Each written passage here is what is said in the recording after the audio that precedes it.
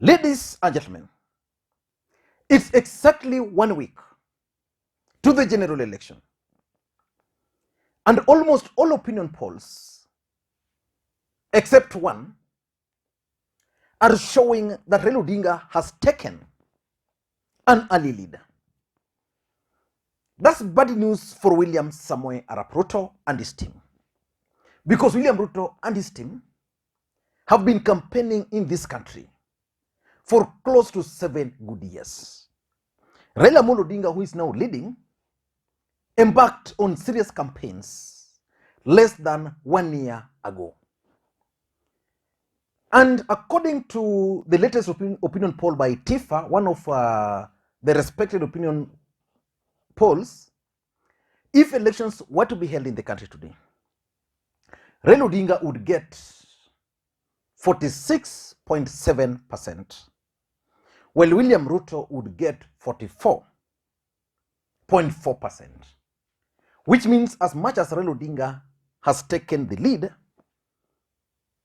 he's not getting or reaching the target of 50 plus 1%. The other one is Ipsos. According to Ipsos, if elections were to be held in this country today, Raila Odinga would get 67%, while William Ruto would get 41%, and the undecided is 9%. Which means if Ruto were to convince the 9% which are undecided, then he's going to force a rerun.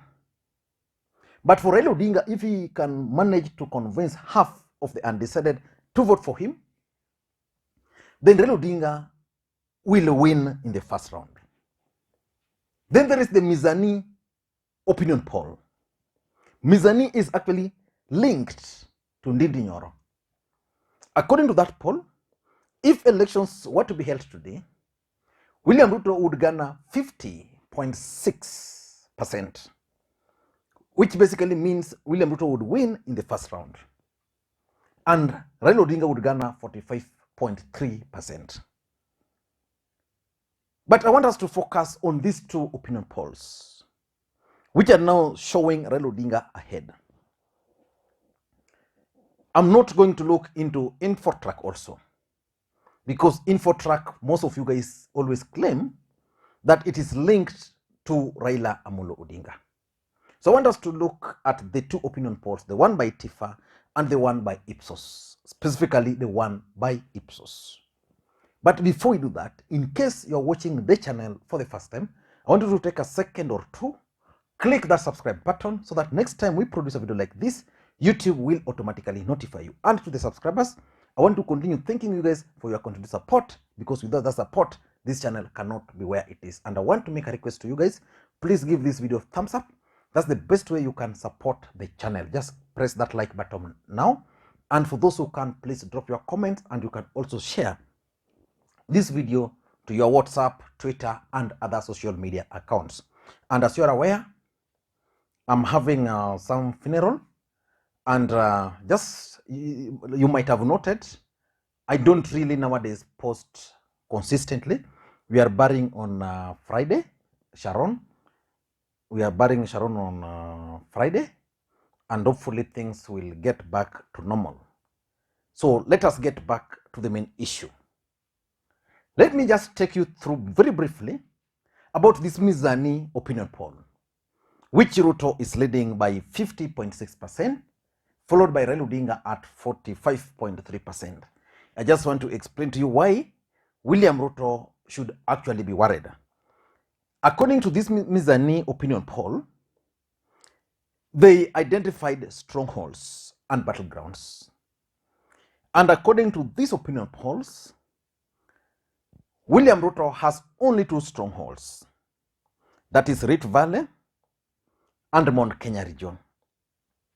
And if you look at Raila Odinga, according to this Mizani poll, Raila Odinga is still leading at the coast, is still leading in Western, except Bungoma. Raila Odinga is still leading in Nyanza, all of it, including Kisii and Nyamira. Raila Odinga is leading in Lower Eastern. Raila Odinga is still leading in Nairobi.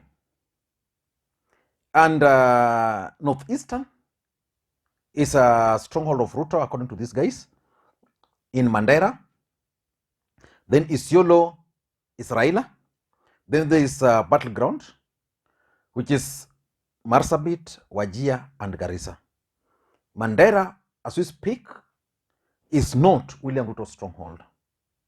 Mandera is actually Raila Odinga's stronghold. I don't even think whether William Ruto and his brigades have a credible gubernatorial candidate in that region. So I just wanted to give you a glimpse of what Mizani is saying. And they're saying that even in Rift Valley, their battleground, and the battleground is Kajiado, Narok, and Turkana. I want to add to them that West Pokot, Samburu, was in Gishu. Raila Odinga will fare equally well, including Laikipia, for that matter. But let us focus on the other opinion polls. Why do you think Raila Odinga is now leading William Ruto in these latest opinion polls? Number one, I think the undecided voters finally decided to go with Raila Amolo Odinga. You know, previously the undecided voters, the number of undecided voters was so many in almost all opinion polls. Ipsos are saying that in their poll, they had only 9%. According to Mizani, the undecided, in my view, is not even 5% there. So the truth of the matter is that when Raila Odinga nominated, when Raila Odinga declared his interest to run, there were people who were not sure whether Raila Odinga was going to run.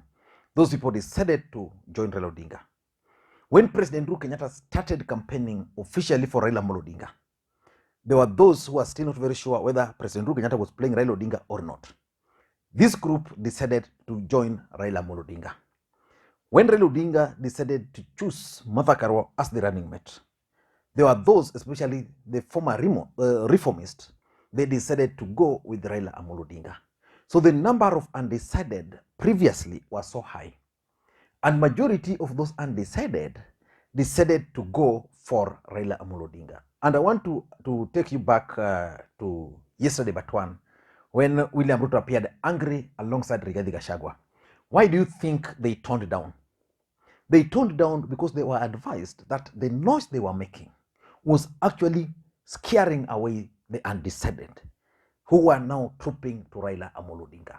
So the truth of the matter is that Raila Odinga's rating is up there now because the majority of people who are not sure whether Raila Odinga was going to run, majority of people who are still supporting Kalonzo Musyoka and would still vote for Kalonzo Musyoka in these opinion polls, majority of people who were in Musalia Mudavadi and Weta, there are those who now decided that for us, we're now shifting to Raila Amolo Odinga. So that's the first reason why Raila Odinga is ahead of William Ruto in the latest opinion polls. Number two, I also tend to think, and this is the truth, that the choice of the running mate also affected these two candidates. When Raila Odinga, when William Ruto decided to settle on Rigathi Gachagua, it had implications. And in fact, the nomination of Rigathi Gachagua did not really achieve the objective which William Ruto initially intended it to achieve, because it was supposed to consolidate and mobilize the mountain. It really scared most people. And immediately William Ruto made that choice. Rigathi Gachagua started talking, and every time Rigathi Gachagua was talking, he was making serious mistakes. What helped Rigathi Gachagua was that interview where he performed well, and there are those who were still undecided. They said, okay, let us try our luck. Well, when Raila Odinga nominated Martha Karua, it was the bomb. Because number one, very few people had anticipated Martha Karua Raila Odinga ticket. Number two, Martha Karua brought with her that women card. Number three, Martha Karua brought with her the reformist card. So those people who called themselves reformist started trooping back to Raila Odinga. Remember, these people had initially left Raila Odinga because they felt Raila Odinga was with Uhuru Kenyatta. And also the history of Martha Karua and Rigathi Gachagua played a role. So because of Martha Karua, Rigathi Gachagua factor, it swayed many people to start supporting Raila Odinga. There are those people, for example, those in Molo, who initially were with William Ruto. The moment Rigathi Gachagua was nominated, they decided to leave. Those from Tharaka Nithi, they decided to leave. So the choice of Martha Karua has really helped Raila Amolo Odinga. Number 3 is what I normally call William Ruto blunders. William Ruto is a shrewd politician, thorough, hardworking. He has 2 problems. William Ruto is impatient, and sometimes William Ruto listens to people he should not be listening to. I want to ask you a question. Why was William Ruto attacking President Uhuru Kenyatta last week? Was there any justification? Why would he even send Rigathi Gachagua to attack President Uhuru Kenyatta? That the president is planning to eliminate the family. Was there any need? Personally, I don't see any need why he did that. Because the moment President Uhuru Kenyatta decided that he was not going to support Ruto, that was the end of the story. So William Ruto should have continued with his campaign, sought for sympathy, but without attacking President Uhuru Kenyatta. Uhuru Kenyatta is the leader of the people of the larger Mount Kenya region. When you attack them, you scare them. When you now send people like Ndindi Nyoro to attack him, you scare them.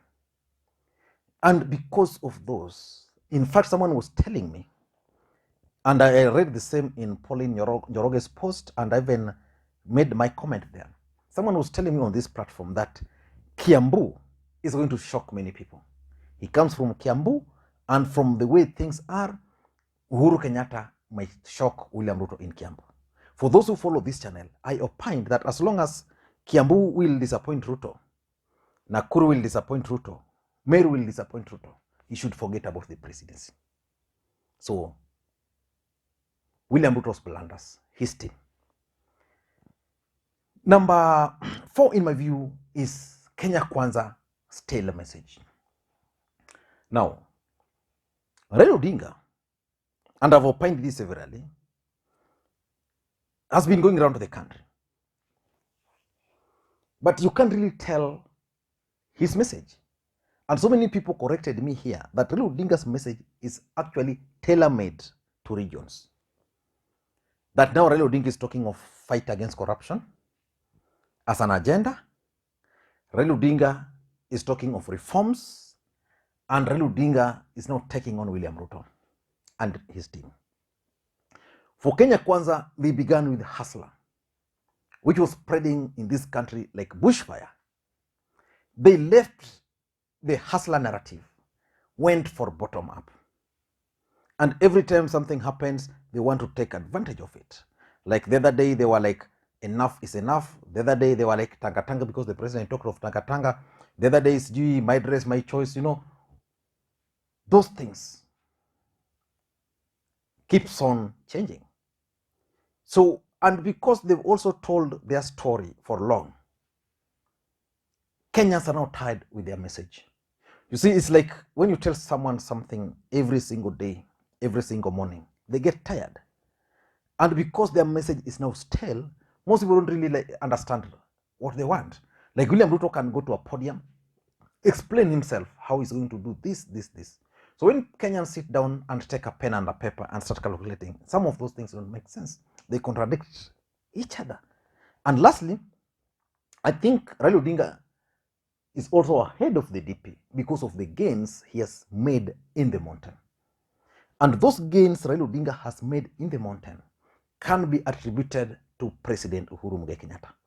The efforts President Uhuru Kenyatta is making in the mountain is actually paying off. For those who've been here enough, I've always stated that President Uhuru Kenyatta, as the leader of the mountain, someone who has managed to win the votes of the mountain 2 times or 3 times, understands their voting pattern. He understands where the votes are. So he began by Akorino. Akorino has a population of 1.5. If Akorino are supporting President Uhuru Kenyatta and his so-called project Raila Odinga, then even if some of them will not be supporting him, you can be assured that at least 600,000 of them will be supporting Raila Odinga. Now, then he went for the elders, because the truth of the matter is that the people of the mountain, especially those who are old enough, are the people who understands why Raila Odinga should be voted for. The youth's majority are with Ruto.